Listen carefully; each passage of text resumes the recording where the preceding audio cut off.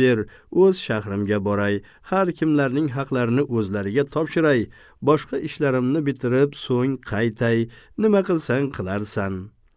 Jin qabul qilibdi. Boy yo'lga tushib uyiga yetib boribdi. Yil oxirigacha bola chaqasi oldida turib, hamma ishlarni bitiribdi. Boshiga tushgan hodisani bolalariga, xotiniga aytibdi. Kelgusi ishlar to'g'risida ularga vasiyat qilibdi.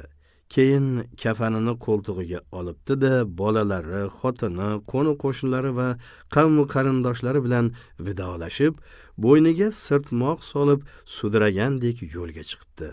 Hamma yoqni qiy-chuv yig'i bosibdi. Boy va'da qilgan joyiga yetib boribdi. Shu kuni yangi yil kiradigan kun ekan. Boy o'tirib yig'labdi. Shu vaqt oppoq soqolli bir chol paydo bo'libdi. Uning yonida zanjirga bog'langan ohu ham bor ekan.